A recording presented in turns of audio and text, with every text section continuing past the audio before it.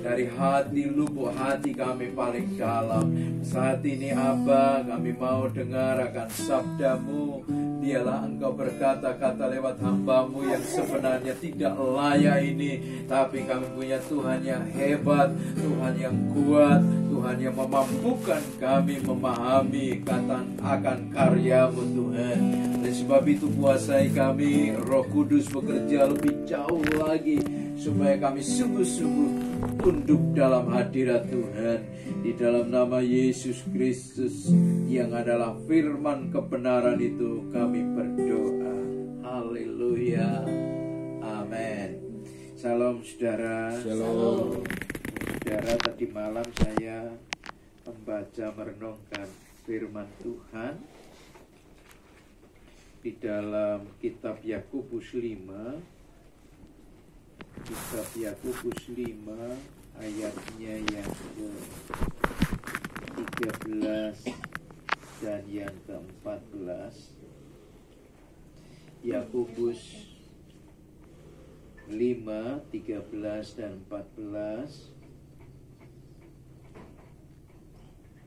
Kalau ada seorang di antara kamu yang menderita, baiklah ia berdoa. Kalau ada seorang yang bergembira, baiklah ia menyanyi. Kalau ada seorang di antara kamu yang sakit, baiklah ia memanggil para penatua jemaat, supaya mereka mendoakan dia, serta mengolesnya dengan minyak dalam nama Tuhan. Ketika saya membaca firman Tuhan ini, saya masih sepertinya masih mimpi kalau kita itu nggak boleh beribadah di City Garden, saudara. Jadi saya itu masih seperti setengah percaya, setengah enggak gitu. Saya minggu besok kemana begitu. Nah saudara, karena apa? Di tengah-tengah kita memasuki masa-masa mau Natal, justru kita punya problem, punya masalah. Masalahnya itu tempat tinggal, tempat di mana bait Allah itu kita mau muliakan di mana. Sampai hari ini saya belum menemukan, belum tahu tempat. Nah, saya terima kasih Pak Yohanes yang nanti tanggal 25 kita boleh juga ya beribadah di City Garden. Tanggal 25 berarti kan hari Jumat ya saudara. Nah, saya sangat-sangat berterima kasih, bersyukur. Nah, saya masih mimpi, masih merenungkan bahwa di tengah-tengah pergumulan kita, di tengah-tengah di sisi lain satu sukacita bahwa kita menyambut masa-masa Natal, kehadiran Yesus Kristus yang merupakan Tuhan dan Juru Selamat. Dia datang mengampuni kita. Di tengah-tengah kita banyak berbuat salah, berbuat dosa itu. Justru di situ kita punya juga pergumulan. Kita harus bergumul untuk mendapatkan satu tempat di mana kita boleh dengan leluasa, dengan begitu bebas untuk apa? Menyanyi, meninggikan, memuliakan nama Tuhan. Nah, tapi saya percaya bahwa di balik satu masalah ini, ya, saya mau katakan, saya sebenarnya lagi semangat ketika kemarin anak alfa kita, bahkan saya juga saya katakan saya nggak hadir tengah-tengah peneguhan itu. Saya lagi semangat betul untuk bagaimana ini jemaat untuk bisa berkembang. Tapi disitulah bahwa kita harus bergumul. Bagaimana ketika kita melihat orang lain yang menderita, kita tahu harus hadir di tengah-tengah mereka. Tapi ini kita sendiri yang sedang bergumul untuk itu. Nah, mari kita melihat kebenaran firman Tuhan itu. Kalau ada seorang di antara kamu yang menderita, baiklah kita berdoa. Berarti ini saudaraku yang kekasih, ini satu hal yang harus kita mau. Kita harus taat kepada Tuhan, bahwa kita harus bergumul, kita harus berdoa itu. Kita semua punya masalah, selalu saya kata. Kita punya masalah sebagai bapak rumah tangga, sebagai ibu rumah tangga, sebagai anak-anak. Semua kita punya pergumulan kita. Nah, kita juga punya pergumulan di dalam berjemaat. Saya mau katakan, ada dua hal yang kita pelajari pagi hari ini. Bagaimana ketika kita punya pergumulan, punya masalah. Yang diminta di dalam diri kita adalah, mari kita mau tingkatkan kualitas doa pribadi kita di hadapan Tuhan. Kualitas doa pribadi kita. Ada doa pribadi, ada doa yang dalam kebersamaan. Baik itu berjemaat maupun doa di dalam kebersamaan, di dalam rumah tangga kita. Tetapi yang saya mau tekankan adalah, mari kita mau tingkatkan doa pribadi kita di hadapan Tuhan. Di tengah-tengah kehidupan yang di sana sini orang mengatakan, susah, saya barusan kena PHK. Ada nggak di perusahaanmu yang ada lowongan dan lain sebagainya. Begitu banyaknya mereka. Dan begitu banyaknya orang, tidak hanya satu dua bertanya sama saya. Tapi kita bersyukur, saudaraku yang kekasih. Kalaupun dalam situasi kondisi yang demikian, inilah gereja mula-mula, saya mau katakan itu. Kita saling malah lebih mengenal lagi. Lebih mengenal pribadi, lebih mengenal rumah satu dengan yang lain. Di tengah-tengah kita beribadah, saling mengenal satu dengan yang lain. Oh, mungkin pergumulan hidup kita.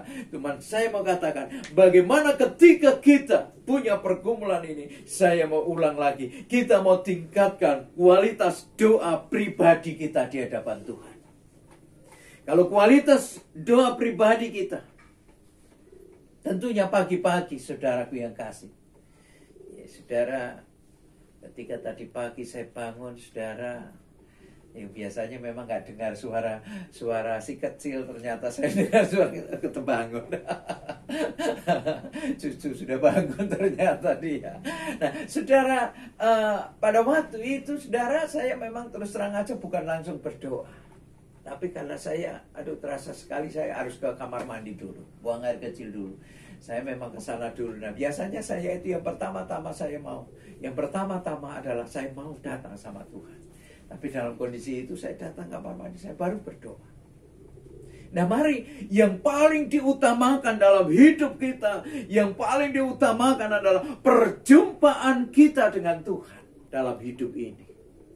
Nah, kalau kita sudah sering perjumpaan pribadi kita dengan Tuhan, kita akan merasakan bagaimana hubungan pribadi kita dengan Tuhan itu. Betapa indahnya hubungan pribadi itu, yang senantiasa hubungan pribadi itu sudah sangat-sangat akrab dengan Tuhan. Itulah yang saya mau katakan, tingkatkanlah hubungan pribadi kita dengan doa-doa kita kepada Tuhan. Apalagi saudaraku yang kasih, kita lagi punya pergumulan. Ya, saya terus terang aja secara pribadi, Tuhan kalau boleh jangan terlalu lama kita mendapatkan satu tempat. Kalaupun perkunjungan itu kan bisa kita adakan setiap komsel kita kunjungi. Tetapi yang kita khususkan itu, kita mau, saudara. Kita bergumul, saudaraku yang kekasih. Saya minta tolong dalam hal ini. Yang kedua, saudaraku yang kekasih, apabila dalam kondisi kita ada problem atau masalah, dikatakan di sini memang kalau ada jemaat yang sakit, biarlah memanggil hamba Tuhan untuk datang. Bukan saya ingin dihormati, bukan doa-doa pribadi itu kurang begitu. Ini, saudara. Tapi tentunya kehadiran hamba Tuhan itu bisa memberikan satu semangat, bisa memberikan satu dorongan, ada bimbingan-bimbingan tertentu sehingga dibutuhkan itu, saudara. Bukan karena kenapa sih mesti ada saudaraku yang kasih. Kenapa selalu panggil Pak Sudianto? Ada seorang anak yang begitu sama orang tuanya. Orang tuanya tuh sudah menghubungi saya, saudara. Pak, nanti ya habis dari Batu Haji terus ke rumah ya. Nah, ternyata saudaraku yang kekasih, ketika saya mau ke rumah, anaknya yang satu itu sudah pergi, saudara, udah pergi ke Tanjung Pinang. Anaknya yang satunya lagi, kenapa sih harus selalu namanya Sudiantoro, Sudiantoro, Sudiantoro? Ya sudah, kata orang Jawa, karepmu terserah. Saya juga nggak ada masalah ketika saya nggak diundang dan saya tidak diundang. Ya, saudara, pergumulan itu sampai hari ini, saudara, itu masih mereka belum bebas, belum lepas. Tapi kita mau, saudaraku yang kasih, kita tetap menjadi pendoa ya. Pendoa bagi orang-orang lain, saudara. Kalaupun kita mungkin juga nggak diterima di tengah-tengah mereka. Karena tidak semuanya bisa menerima setiap kita. Karena ternyata pendidikan semakin tinggi itu, saudara. Jangan sampai orang mengatakan semakin tinggi hati, saudara. Karena memang anaknya itu, saudara, itu memang dia sudah S2, saudara, dia sudah praktek dan lain sebagainya. Ini sudah. Makanya kemarin dulu juga saya bergumul. Bergumulnya itu apa? Bergumul ketika ini pendidikannya itu tinggi. Karena seringkali kalau pendidikan tinggi itu hal-hal yang nyata aja, ini adalah namanya handphone, ini digunakan untuk ini. Sehingga mujizat itu agak sulit masuk. Saya bergumul, saudaraku yang kasih, ketika orang-orang sudah pendidikannya itu tinggi, bahkan juga mungkin juga kekayaannya juga ini. Itu saya bergumul dulu sebelum saya. Makanya saya pernah sampaikan bahwa ketika saya diundang untuk ucapan syukur itu rumahnya itu ada di Sukajadi sana. Pakai motor, saudaraku, sama ibu. Saya bilang, Mami, ini kita parkirnya sebelah mana? Dari ujung sana sampai ujung sana itu mobil semua. Saya bilang, gampang itu. Antara mobil dengan mobil sama. Oh iya, betul juga ya, sama. Gak ketahuan kalau saya bawa motor.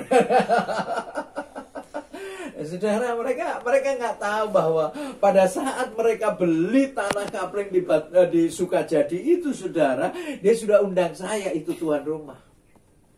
Pak Sudiantoro dulu yang harus doa untuk ini. Kemudian dia bangun rumah itu pun juga Pak Sudiantoro juga yang harus doa.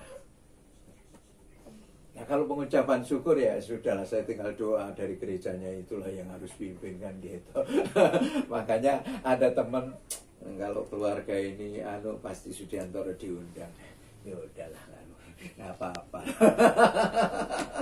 Cuman memang orang-orang lain yang belum mengenal saya, dia kata, Sudiantoro datang ada apa? Saudaraku, mari kita terus mau hidup, kita terus mau menjadi pendoa bagi orang lain. Kalaupun di satu sisi ya tadi itu ada mobil kesana kemari pakai motor apa adanya, tetapi ya sampai juga kan. Cuman yang susah kalau pada waktu hujan ya.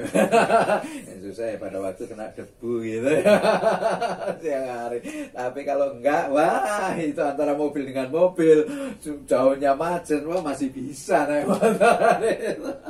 Yuk kita mau. Ketika kita menemui orang yang menderita, kita harus mengambil satu sikap.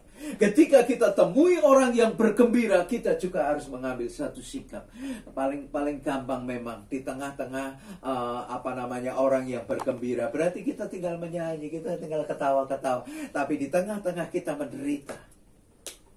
Bahkan ketika, saudaraku yang kekasih, ketika seseorang yang sedang mengalami sakit, seringkali malah kita menjadi dokter di antara mereka. Oh sakit ini ya, oh ada loh, dulu saudara saya sakit begitu, itu begini. Ini repot, saudara. Ini repot. Kita bukan dokter, tapi kita sok menjadi dokter. Tapi saking sukacitanya, saudara, saya pernah dihentikan ketawa-ketawa saya karena saya sedang di rumah sakit. Saya bikin ketawa-ketawa, saudara. Ada hamba Tuhan yang sakit, saya bikin ketawa-ketawa. Akhirnya datang security, saudara. Agak pelan. Oh iya, ini di rumah sakit. Ini, saudara, saya memang kurang begitu. Ini kalau sudah ketawa lepas, saudara. Ya, kehadiran kita harus membawa damai, saudaraku yang kasih, membawa damai. Di tengah-tengah orang menderita, kita harus berdoa. Di tengah orang bergembira, kita juga harus menyanyi. Kita harus menyesuaikan diri di tengah-tengah kehadiran kita. Tuhan memberkati. Amin. Mari kita berdoa untuk firman-Nya. Terima kasih Tuhan, Kau sungguh begitu baik dalam hidup kami.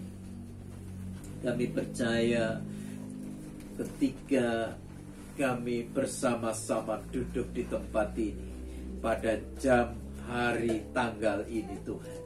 Kami percaya ada dalam rancangan Tuhan. Kami percaya dalam nama Yesus Kristus. Kalaupun dengan kesederhanaan ini, nama Tuhan ditinggikan, nama Tuhan dimuliakan. Tempat ini terberkati. Terima kasih Bapa. Materaikan firman-Mu itu, kehadiran kami dimanapun berada akan membawa damai sukacita itu. Di dalam nama Bapa, Anaknya Yesus Kristus dan Roh Kudus. Dalam nama Tuhan Yesus Kristus kami bersyukur untuk firman-Mu. Amin.